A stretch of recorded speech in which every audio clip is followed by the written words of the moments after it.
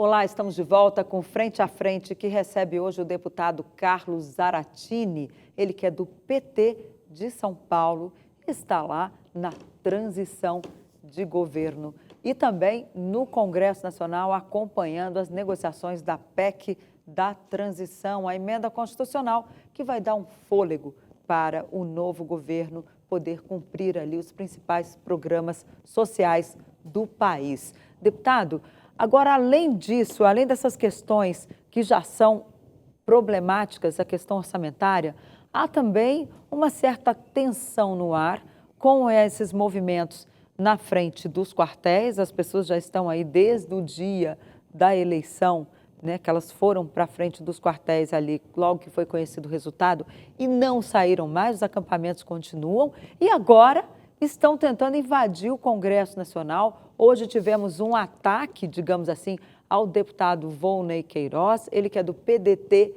de Pernambuco. Como sair dessa confusão com essa parte do bolsonarismo que não aceita o resultado das urnas?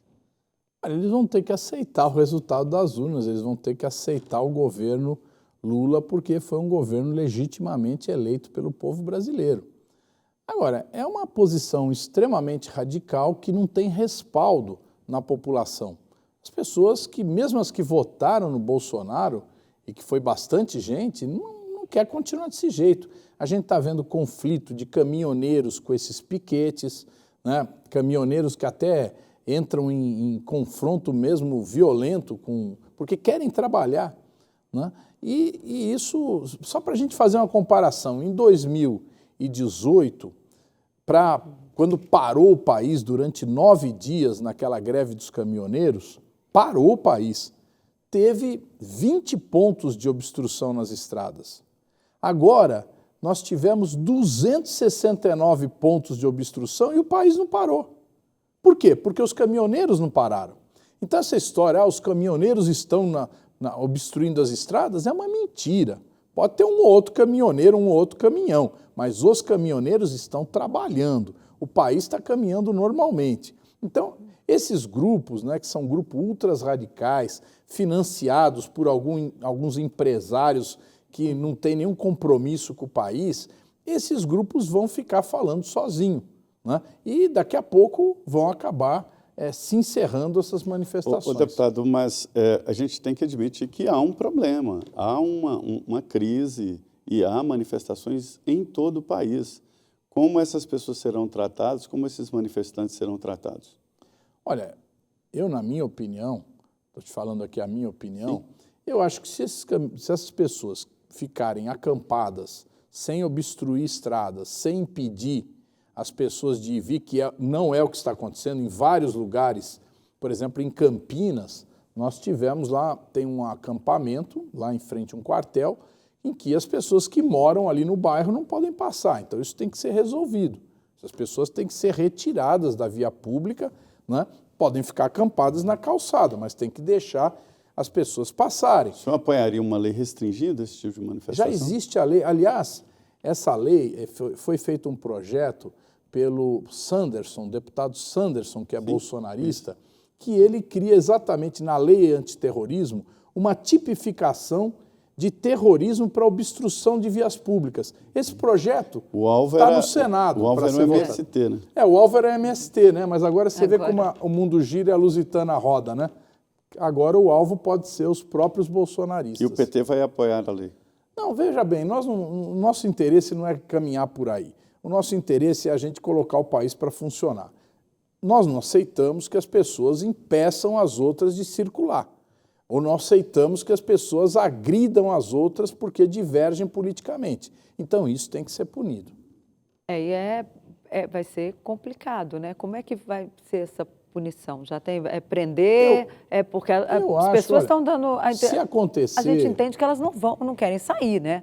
Diz que tem até lá, o camarada pode médico ficar. Já, tem a tenda médica, lá, tem a tenda O que não pode é agredir as pessoas e impedir as pessoas de circular. Isso não pode acontecer.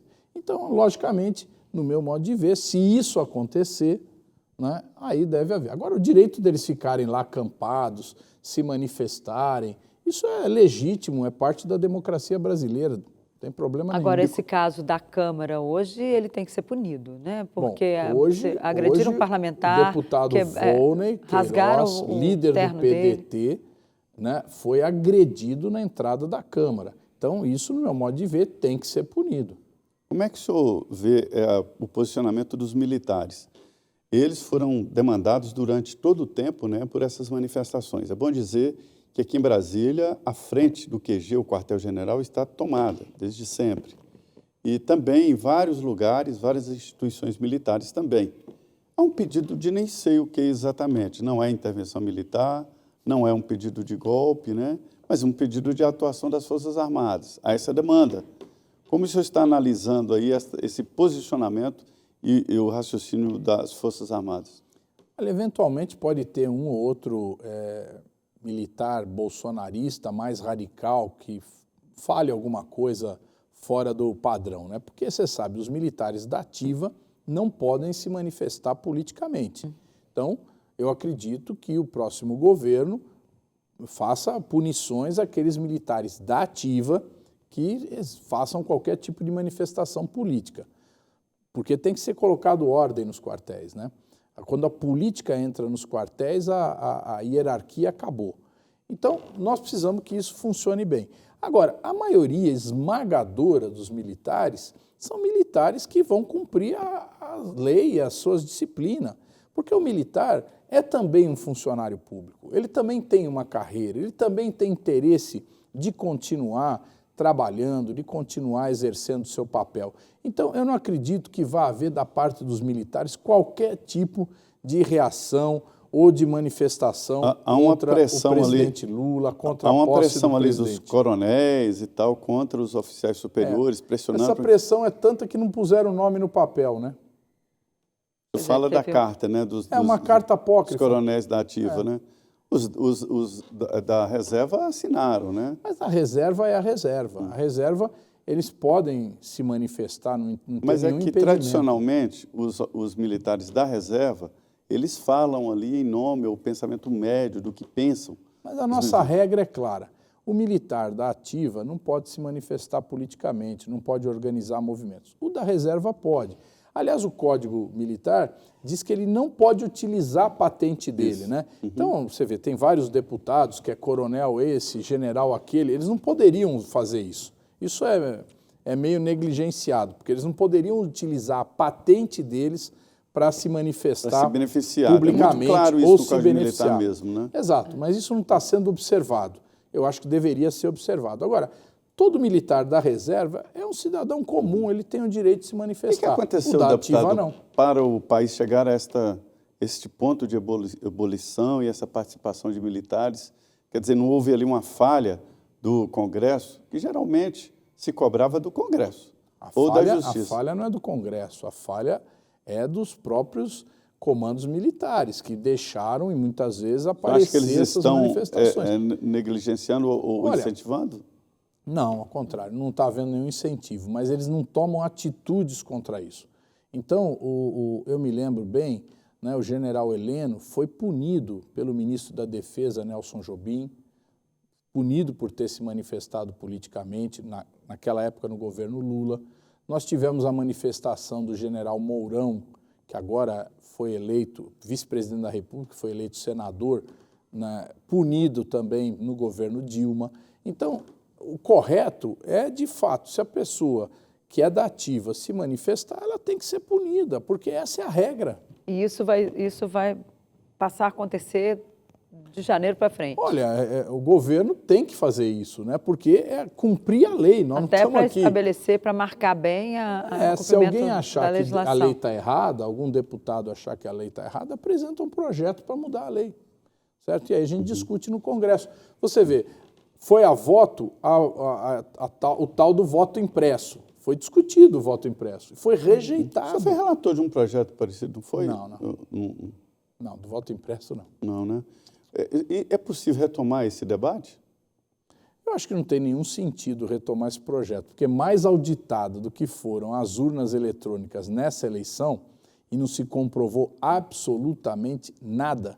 Então, eu acho que é inútil fazer esse debate novamente. Na verdade, eu me confundi. O senhor foi relator, foi do projeto do lobby, né? Que o senhor queria Eu regulamentar. fui autor do projeto do lobby, Isso. um projeto que eu apresentei em 2007, há 15 anos atrás.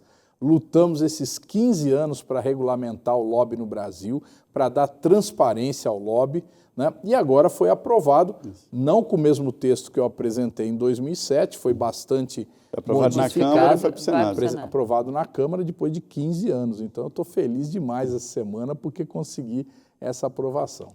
Agora, deputado, eu queria voltar um pouquinho numa coisa que a gente falou lá no início do programa sobre essa questão relacionada a espaço para os aliados. O PT vai permitir que programas como o Bolsa Família, ou hoje que chama Auxílio Brasil, fique na mão de algum aliado? Havia a perspectiva aí de que esse programa fosse tocado aí pela senadora Simone Tebet. É isso mesmo? Ou o PT vai reivindicar a gestão desse programa que é tão importante, foi uma espécie de cartão de visitas do governo do presidente Lula?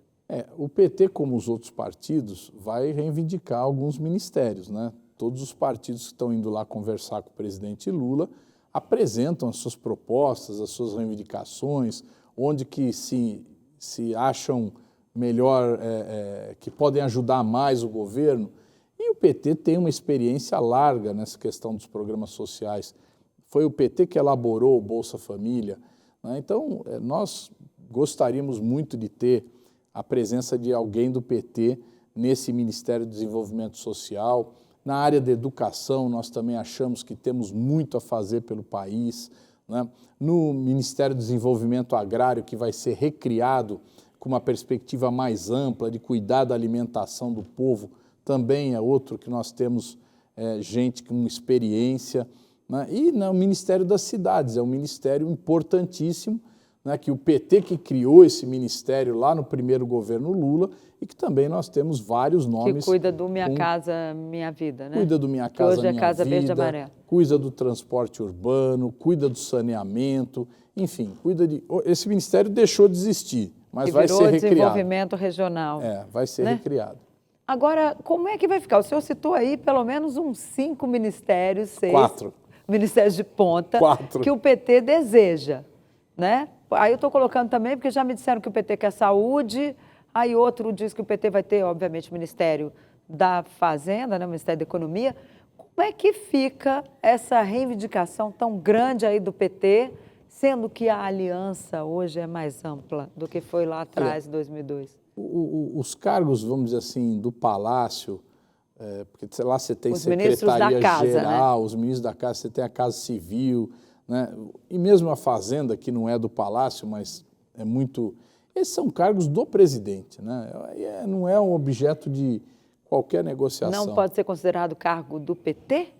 Não, pode ser ocupado por alguém do PT, mas é um cargo que o presidente vai colocar pessoas da sua absoluta confiança. É interessante que publicamente se fala de forma pejorativa da história de distribuição, divisão de cargos no governo.